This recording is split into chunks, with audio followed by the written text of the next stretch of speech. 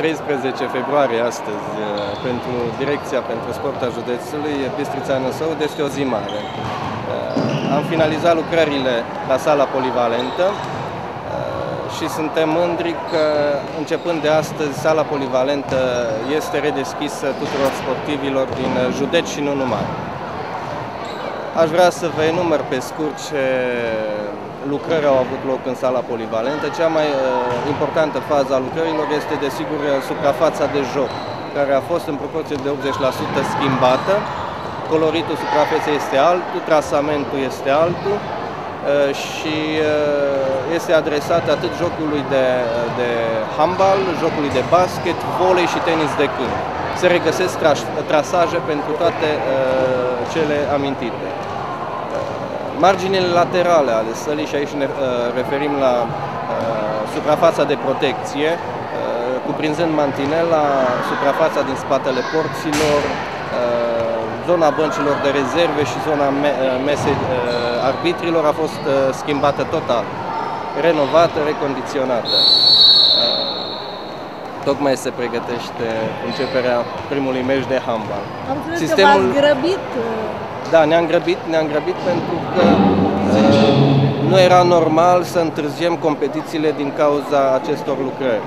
Sistemul de încălzire este schimbat, este pe turbosuflante, la fel și sistemul de împrospătare a aerului.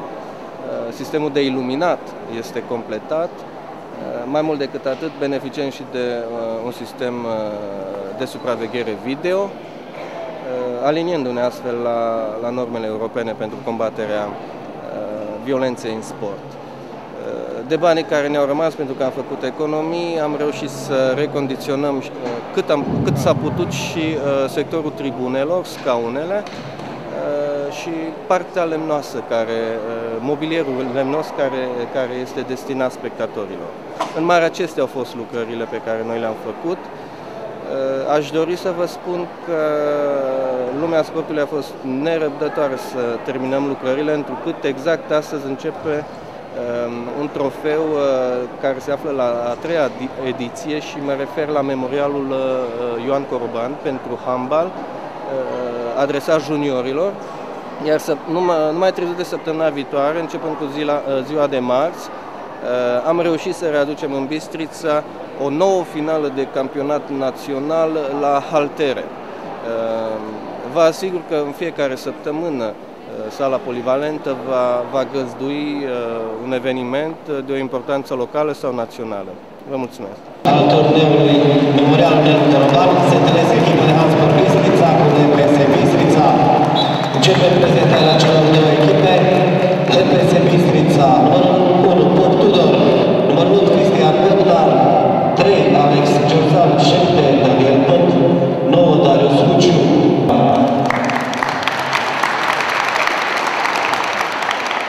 CS Handbal Bistrița, cu numărul 1, Tudor Hamor, 2, Claudiu Băbuțan, 3, Cosmin Matei, 4, Răzvan Luchi, 5, Sebastian Berșan, 6.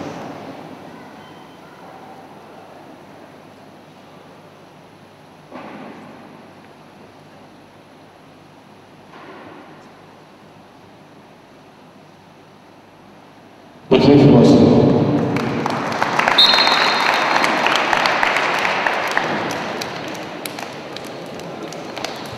Pentru mama celui care a fost Nelu Coroban.